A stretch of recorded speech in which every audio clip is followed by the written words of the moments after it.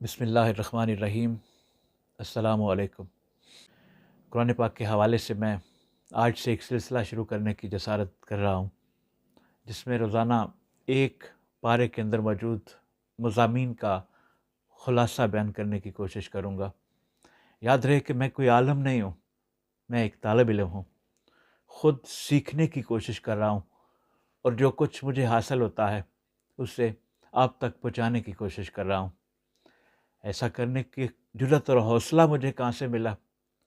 قرآن پاک کی سورہ نمبر 41 آیت نمبر 33 میرا رب فرماتا ہے، وَمَنْ أَحْسَنُ قَوْلًا، اس شخص سے زیادہ اچھا بات کرنے والا کون ہو سکتا ہے؟ مِمَّنْ دَعَا إِلَى اللَّهِ، جو لوگوں کو اللہ کی طرف بلاتا ہے۔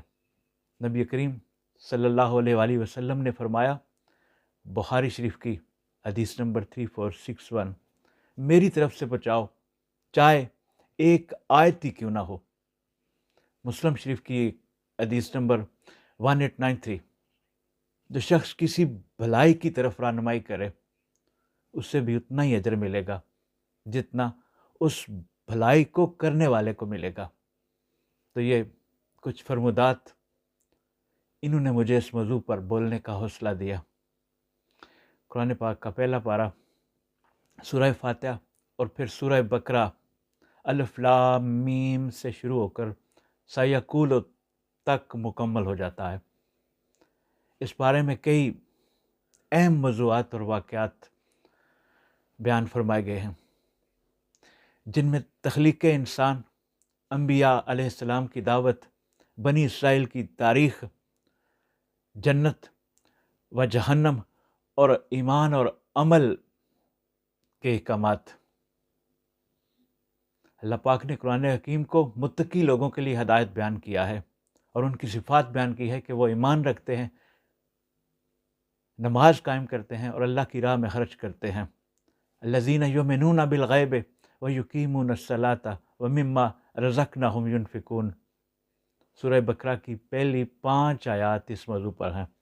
اس سے آگے آیت نمبر 6 سے 20 تک اللہ نے انسانوں کو 3 گروہوں میں تقسیم کیا ہے: مومنین جو ہدایت یافتہ ہیں، کافرین جو حق کو جھٹلاتے ہیں، اور منافقین جو بظاہر ایمان کا دعویٰ کرتے ہیں مگر حقیقت میں دل کے بیمار ہوتے ہیں۔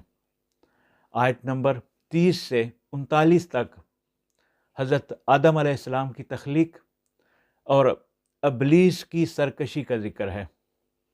اللہ تعالیٰ نے حضرت آدم علیہ السلام کو پیدا کر کے فرشتوں کو سجدہ کرنے کا حکم دیا، لیکن ابلیس نے تکبر کی وجہ سے انکار کر دیا اور مردود قرار پایا۔ آیت نمبر 40 سے آیت نمبر 74 تک بنی اسرائیل کے حالات اور نافرمانیوں کا ذکر ہے۔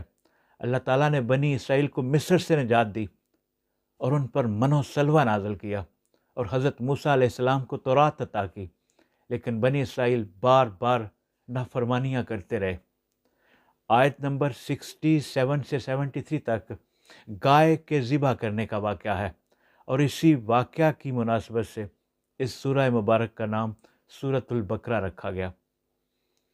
اس میں بنی اسرائیل کے ایک شخص کے قتل کا معاملہ آیا تو اللہ نے انہیں گائے ذبح کرنے کا حکم دیا، مگر انہوں نے بار بار سوالات کر کے معاملے کو مشکل بنا دیا۔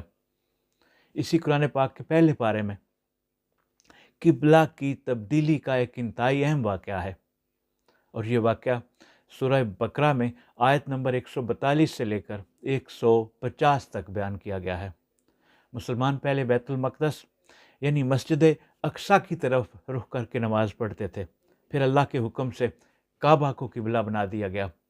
آیت نمبر 124 سے 129 تک حضرت ابراہیم اور حضرت اسماعیل علیہ السلام کی دعا ہے۔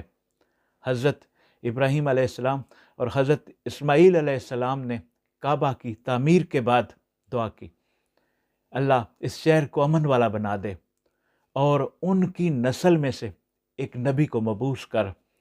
اس بارہ میں اللہ تعالیٰ نے ایمان، صبر، نماز، زکوٰۃ، روزہ، حج اور سچائی کو کامیابی کی بنیاد قرار دیا ہے۔ تو یہ پارہ نمبر 1 کا مختصر خلاصہ تھا۔ میں کوشش کروں گا کہ اس ماہ رمضان میں قرآن پاک کے اہم واقعات مختصر طور پر بیان کر سکوں۔ اللہ مجھے توفیق، ہمت اور طاقت دے۔ وما علینا الا البلاغ المبین۔ السلام علیکم۔